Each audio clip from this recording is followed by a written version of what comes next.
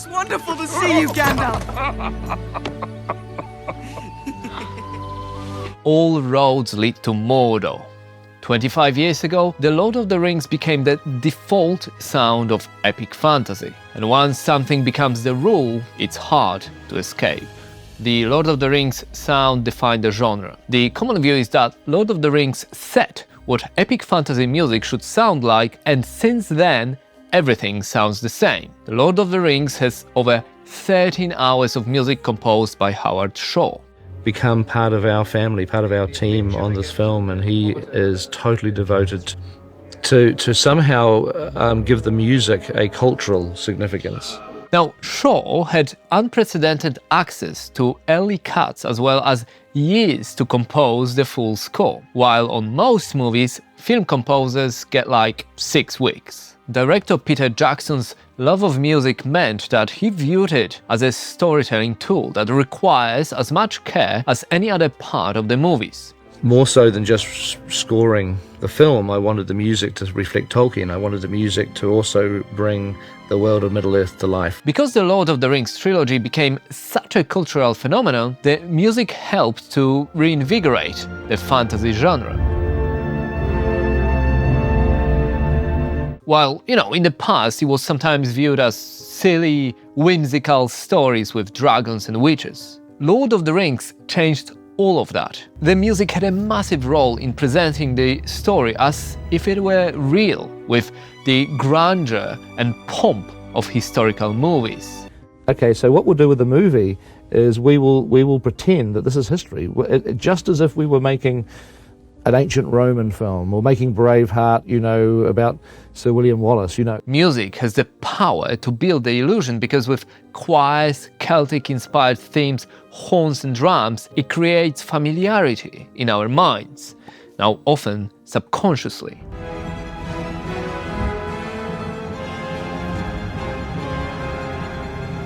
This is how the world sounds. It's fantasy, but it feels like history. It just seemed right for Middle-earth. I mean, it's a very ancient story. It's 7,000 years ago, and I wanted it to have a feeling of antiquity, and I wanted it to have a historical feel. The Lord of the Rings created this expectation in fantasy that themes or leitmotifs are part of the narrative. They link places, characters, events, and help us to follow the epic story. The themes and motifs were used for clarity of storytelling. So a scene like the one you just played, the Black Rider music is relating to Sauron, and there's elements compositionally in the piece that relate to Sauron. So if you're watching that on screen, you'll know it'll bring clarity to the characters in this particular scene. Howard Shore wrote dozens of these leitmotifs, short musical phrases associated with specific parts of the movies, popularized by German composer Richard Wagner in the 19th century. We can all easily recognize the Fellowship theme. I will help you bear this burden, Frodo Baggins, as long as it is yours to bear. The Shire. The rest of them are turning up anyway. And so life in the Shire goes on. Or the One Ring theme. Of course, Jackson and Shaw weren't the first to use these techniques in music and in movies, but the success of the trilogy created a template for how epic fantasy could and later should sound like. In other discussions about feeling like Frodo, and I really did feel like that I had this amazing journey to take, and I had the ring in my vest pocket, and you were chosen, now you're going to write the music to Lord of the Rings, and you had to do it. Hollywood loves two things: awards and money. The Lord of the Rings won on both of these fronts, and music was one of the highlights. The Lord of the Rings got everything right: cultural impact, mass appeal, as well as changing the attitude towards fantasy, making the genre a so-called serious cinema. We set out to make the best movie that we could, and to have the acclaim that it's had is just gratifying. It's amazing. And the longevity of the music, as it's often performed by various orchestras around the globe, signaled to the studio that people love this kind of stuff. You shall not pass!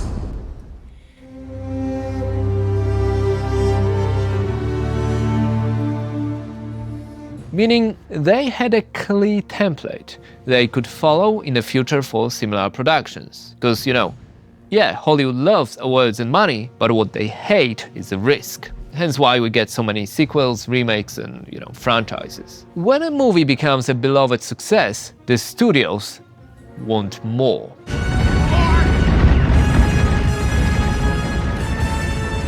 So even though the music of The Lord of the Rings was a cultural event, what followed next wasn't necessarily inspired by a need to explore the art further. The simple answer was rationality. Epic fantasy is expensive to produce. If we make it look and sound like Lord of the Rings, people will enjoy it and they give us their money. The Lord of the Rings fantasy sound became the norm and also a Balrog monster that some composers had to fight against.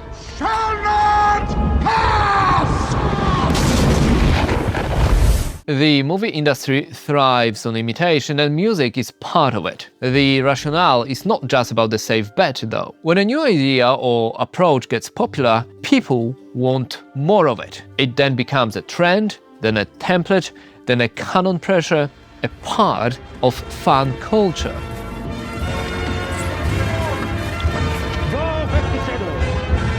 Because The Lord of the Rings and Shaw's music was so influential, the audiences expected the same quality from other projects too. Now, the risk of being overshadowed in this situation by so-called fantasy sound is real. And I wanted to bring in instruments that were completely unique. To create a sound that was so distinct, that sounds completely different and yet is believable in the realm of The Lord of the Rings. And Rings of Power is an excellent example of navigating the sonic landscape. We're gonna get this 8-hour adventure. I wanted to hear really clear character themes, and you felt like you were on a journey, and each place needed to have a sound that was distinct. So the composer, Bear McCreary, had to link his score to the Lord of the Rings lineage, and at the same time, he was contractually unable to use the original themes. And of course, he wanted to add his creative touch too, so it's a tricky line to walk.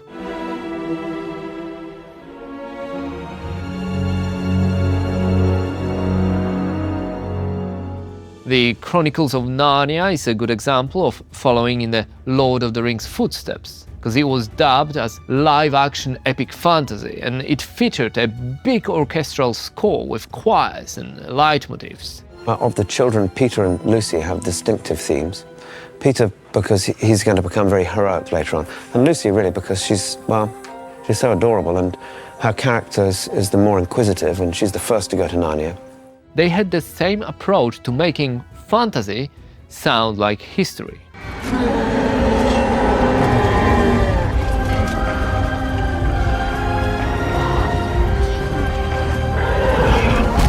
Now, interestingly, Game of Thrones by Ramin Djawadi achieved a large-scale orchestral identity while kinda avoiding the epic fantasy Lord of the Rings tone.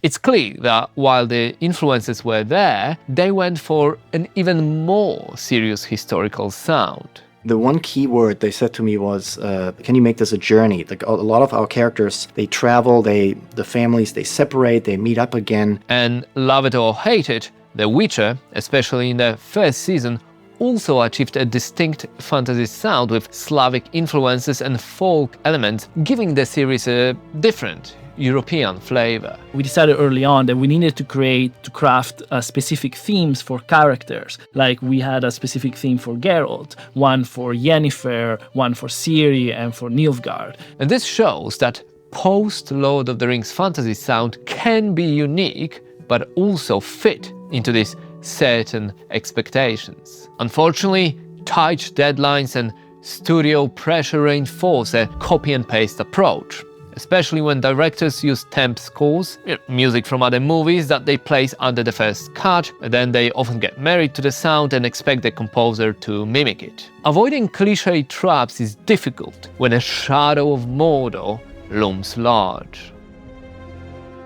I want, when the show is over, for fans to be able to watch it and then put on the film trilogy and feel a sense of continuity.